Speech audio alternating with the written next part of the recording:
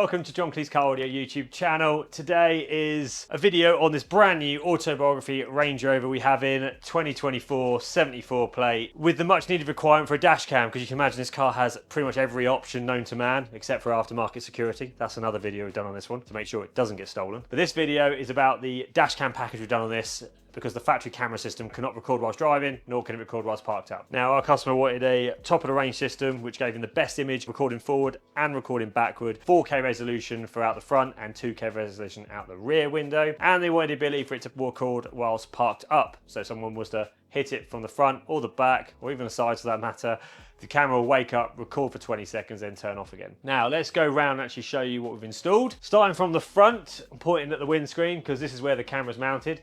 This is the Thinkware U3000 model, mounted right there. Best dash cam available as of right now. We've mounted it there because from the driver's seat, it is mostly masked by the rear view mirror, meaning you don't have anything aftermarket to look at in your peripheral vision whilst driving. It's the best position from that point of view. And also, it's pretty much bang in the middle to give you the best wide angle. Now, this has got a very wide angle lens, so me stood here, that camera is actually fully recording, so it's covering the corners on both sides. The rear camera is the matching rear camera for the U3000. Now, if we go around the back and I'll open it up.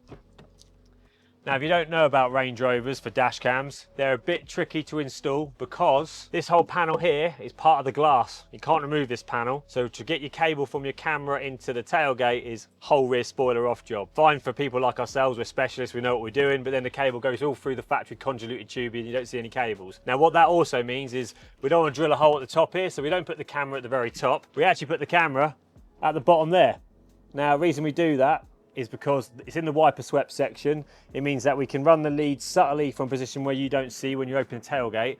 And actually, when the boot's shut, you can't even see that rear camera from the front driver's seat or the passenger seat. It's completely masked by the rear headrest. And it gets a great view, even in the rain, because your wiper clears a section behind for you. That camera has also got radar technology built in. Now, when I mention radar on these cameras, what that means is it's continuously recording whilst parked up, but at the same time drawing little to no battery current, meaning the camera goes to pretty much complete sleep, and when an impact happens, it goes back 10 seconds before the impact and 10 seconds after.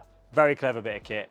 It's the only one that does motion detection like this. Motion detection is a complicated system to explain. I won't do it now on the camera, but this has got the best motion detection recording right now, and you can't really see it. It's just about there. There we go. You can just about see it through the window there.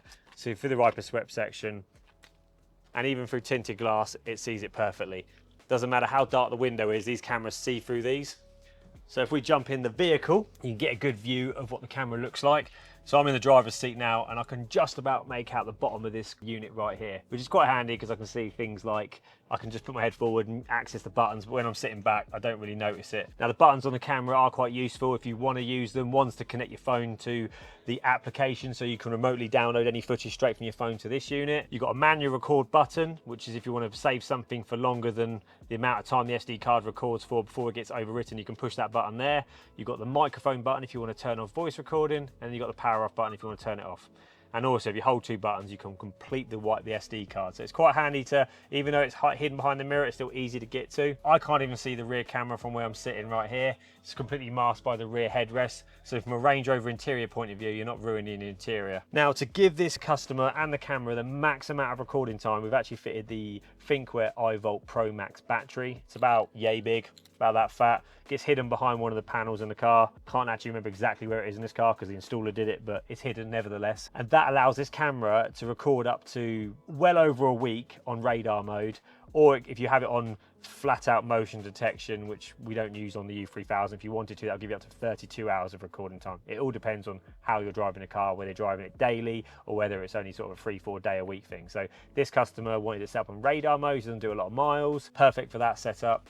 And in that way, this is going to record whilst parked up and whilst driving in the best possible resolution, 4K at the front, 2K at the rear. And that is pretty much it on a U3000 dash cam. Oh, the Wi-Fi, that's a good shout actually. So this is quite clever the way this camera works. This can actually connect up to 3 mobile hotspots to it. So if you have internet in your car, that's accessible when the car's off, that's important. Or you have internet at your house where you're parked outside the front, or internet at your office, which has actually got enough reception coverage to be picked up from where the car's parked.